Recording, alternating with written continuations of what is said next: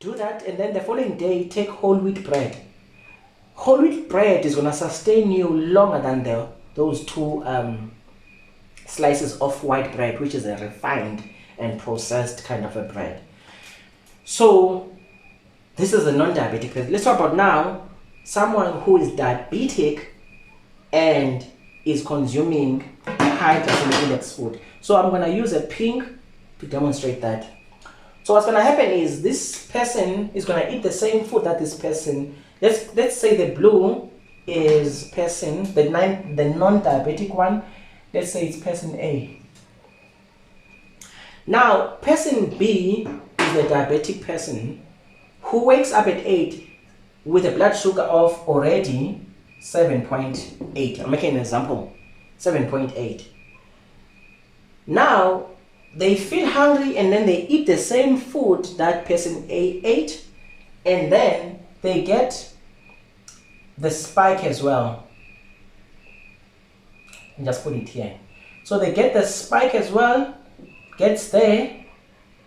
The problem now is that it doesn't dip. Their blood sugar doesn't go down or doesn't dip as person A because they've got a problem with their insulin. So which means for them, it takes a bit of hours for their blood sugar to actually start dropping. So they go for a few hours with a blood sugar that is like that. So all this time they've got an elevated blood. It's gonna dip a bit, but it won't, because of the insulin. So it won't dip like person A's. So it's gonna do that. Just making it. This is not drawn according to scale, guys. Please forgive me for that. Now the problem is that when you're diabetic, you don't have that insulin or the mechanism of dropping the blood sugar or of transporting the blood sugar from the blood into the cells. It's malfunctioning, so you don't get this dip. So you get a chronically elevated for over hours, chronically elevated blood sugar for over hours. Now I will tell you something. If this thing were to continue, it's going to continue like that and remain and that and that and that. But now, after about 2 hours, 3 hours, this person who is diabetic is going to feel hungry. And when they feel hungry, they will eat again and develop another spike. And then they get the same thing. Does that again. Then they feel hungry again and then they get another spike. If you can look at that, it's like a snowball effect. They eat in the morning, they get hyperglycemia. Before the hyperglycemia can be corrected, they eat again because they will feel hungry. Because remember, when the cells of a diabetic person, they are starved even though there's a lot of glucose in the blood, because they don't have that insulin that actually transport that insulin, that glucose into the cells, right? So they will eat breakfast, have an elevated blood sugar, and then by the time they have the next meal in like 3 hours, their blood sugar is not less than 11. So they will build up, their blood sugar keeps building up and building up until they get to complications, get to and all the other acute complications of diabetes. So it keeps doing that and going up and up and up and up and up. This is when you eat high glycemic index food. The issue is, number one, you get a spike. Spikes are a problem for diabetic patients because when they get a spike, when they get that spike, they struggle to drop again like a normal person. Instead of having this, their blood sugar does that. Right? Over hours. It remains high over hours. That's the issue. Now, they eat again while they are still somewhere here. They eat again, then it does that. Like I'm demonstrating there. So spikes are a problem when you are diabetic, and spikes are caused by high glycemic index kinds of food.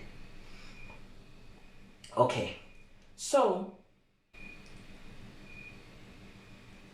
like I said, when you're diabetic, you've got a lot of sugar that is in the blood, but the cells are still starved. And when the cells are starved, you're gonna get a sensation or a trigger to, so you're gonna get hungry and you will eat frequently. That's why a diabetic patient can shake and they feel weak, they are hungry, but when you check their blood sugar, they actually have about 30. It's because they've got it, but it's not in the cells, right? Now, here's the thing. Once you have an elevated blood sugar, the amount that actually makes it into the cells, the amount of sugar that makes it into the cells, if it's not used up, the small amount that makes it, that actually crosses, it's going to be converted into fat. And then you pick up weight. That's why diabetic, especially type 2, they often get obese in the long run. They pick up weight, then they get obese in the long run. And the thing is, the more you become obese, the more sort of like the insulin sensitivity worsens, then the diabetes worsens as well. So it's a very big problem. It's a very big problem. Okay, so now let's talk about, I hope I'm not leaving anything. Now let's talk about what happens when you consume low glycemic index kind of food. And remember, when you've got an elevated blood sugar, what happens? Glucose is osmotically active. So what's going to happen is that the person is going to pee a lot. They're going to pee a lot because the sugar that is living with the urine, it draws water.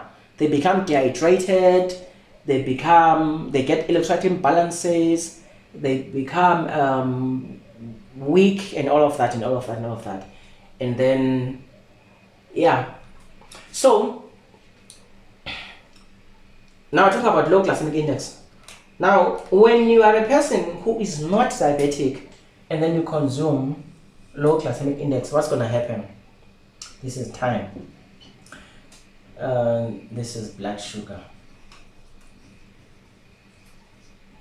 Let's say it's 8, it's 10, it's 12,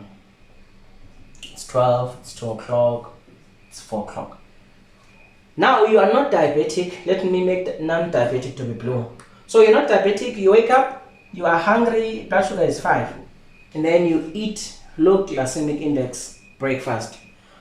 The beautiful thing is, I love this, guys.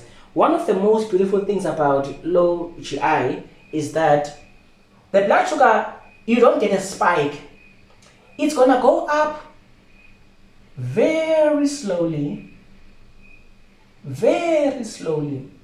until it gets to a point whereby the peak has been reached, and then it stays there up until it starts dropping again. When it starts dropping, maybe let's say around 5 again, around 5 millimoles, this person is gonna eat because they are feeling hungry. Then you're gonna get this. Then it does that again. I will explain. Why do we have this instead of something like this with high GI? That happens with the high GI. It's because low GI, most of them, low GI type of foods, most of them, they are complex, they're not processed, they are still very complex, so their digestion takes longer.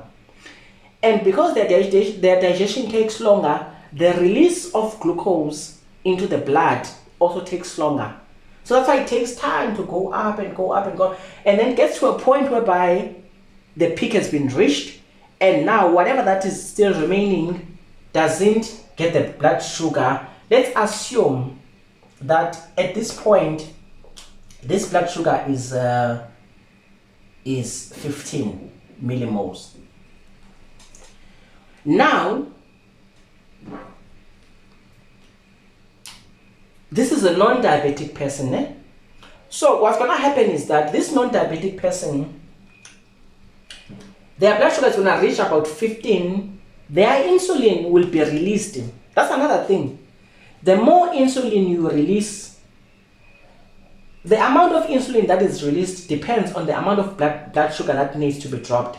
So the more blood sugar you have, the more insulin will be released, and the more insulin is released, the more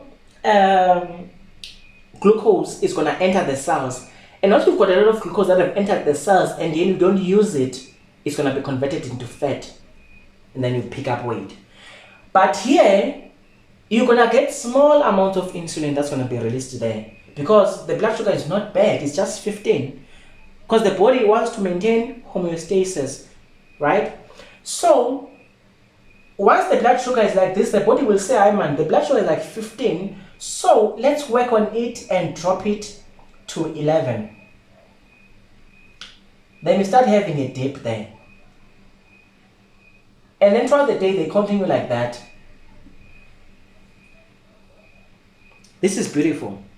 So this is a person who continues without insulin, but now this person is not diabetic. So this line is the true line. If this person were to go throughout the day without insulin, this one would happen.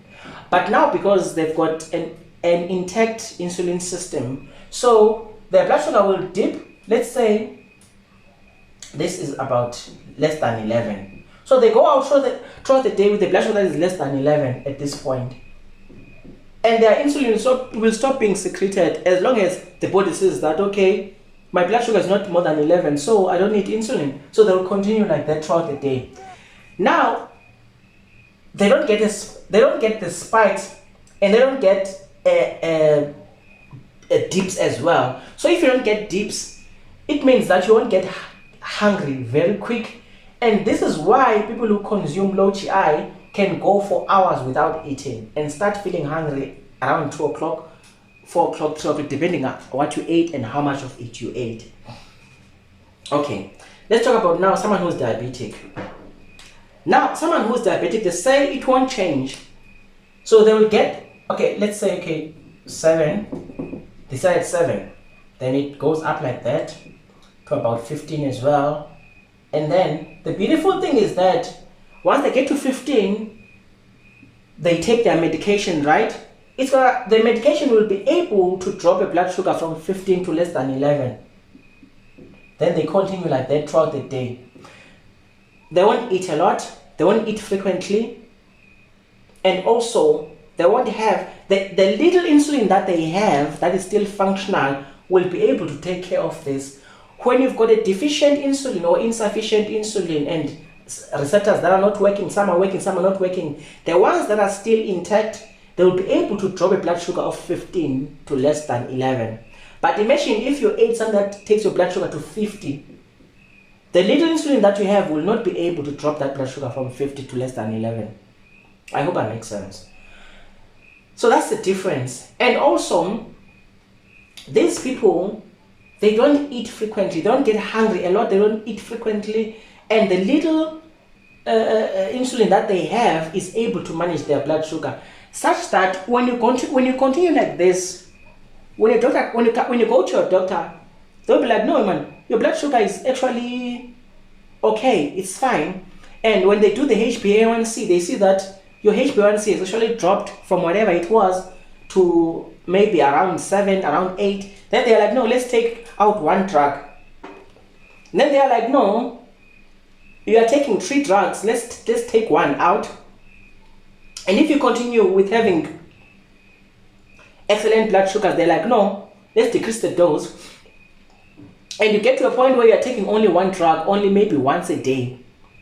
Or maybe if you're taking metformin 1 gram twice a day, now they're like, "Let's do 850 twice a day, let's do 500 twice a day, like that, let's do 250 twice a day."